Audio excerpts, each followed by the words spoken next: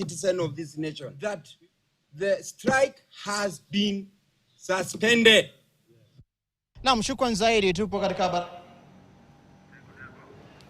Naam, maafisa wa usalama wamelazimika kutumia vitoa machozi kuwatawanya waandamanaji eneo la Githurai 45 waliokuwa wamefunga barabara kuu ya Thika Superhighway.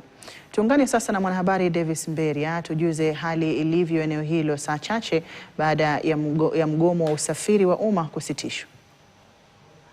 Kwa zaidi tupo katika barabara kuu ya Thika Road, barabara ambayo hasa sasa hivi imesalia tu kwa ya hasa abiria ambao wanatumia magari ya kibinafsi. Magari ya umma ambayo ni matatu hayajaonekana siku ya leo kuanzia alfajiri hadi sasa hivi, lakini ni hasa mko kubwa baada tu ya serikali kutangaza kwamba imeingia katika mazungumzo na hasa mamlaka zinazosimamia usafiri wa umma na viongozi wake wakisitisha hasa mgomo wa kitaifa wa usafiri wa umma ambao umekuwepo tangu siku ya Jumatatu hadi siku ya leo ya Jumanne. Katika eneo hili la Githurai dakika chache zilizopita imekuwa mshike hasa mchezo wa paka na panya baina ya maafisa wa polisi ambao wamekuwa wakipambana kuwadhibiti waandamanaji. Nazungumza tu na baadhi ya hasa wenyeji wa hapa waweze kunieleza hii leo siku ya pili ya mgomo wa usafiri wa umma sawia pia na maandamano ya Wakenya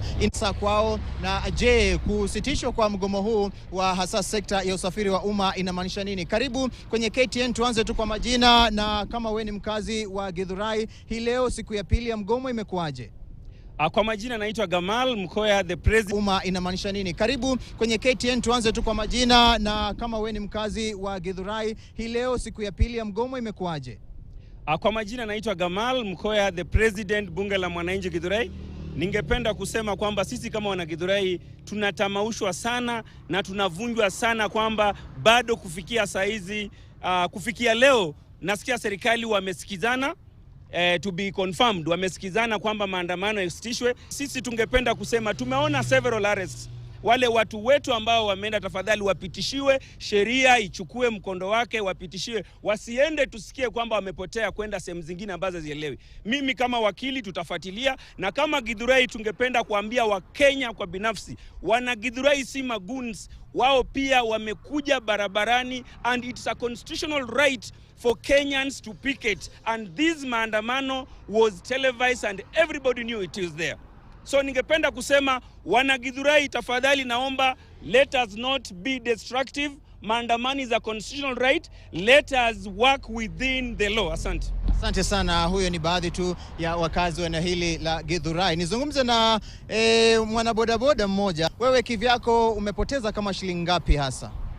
Mimi kama mwendeshaji wa bodaboda na mwanabunge wa Githurai kama K2, mimi nimepoteza pesa mingi sana, kwa sababu kama kila siku nikiwa hapa kupepa wale wateja na kuanga na pepa tuseme kuanzia 1,000 hadi 1,500, lakini kutoka jana hadi leo, jana nilipepa 70, leo sijapepa, nimepepa hakuna.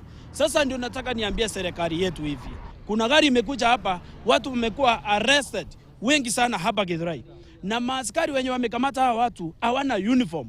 Mimi najiuliza, serikali imefikia hapa, serikali ya William Ruto imefikia unatuma maaskari wenye hawajavaa uniform kukamata watu. Mimi nilikuwa naomba kama wakili wetu wa Kenya, kama huyu wakili wangu hapa wa bunge la mwananchi Githurai, tufuatilie wale wenye wamepepwa, wale wenye wamechukuliwa, wamepelekwa wapi, wasiende kuvichwa na kuteswa. Asante sana. Hao ni baadhi tu ya wakazi na waendesha bodaboda ambao hasa wameathirika pakubwa na mgomo huu wa kitaifa wa usafiri wa umma. Lakini pia tulishuhudia matinga zaidi ya maji yakiletwa katika eneo hili la Githurai kuweza kuwakabili waandamanaji, na mwisho wa siku kufikia sasa hivi mambo yametulia tuli, na iwapo mpiga picha wangu atakupa tu taswira kamili ya jinsi mambo yalivyo, na waona tayari baadhi tu ya wafanya biashara wadogo wameanza kufungua biashara yao, wanaouza hasa upande mwingine viazi, wanaoendesha hasa mikokoteni, wanaouza miwa tayari wameanza kufungua biashara yao.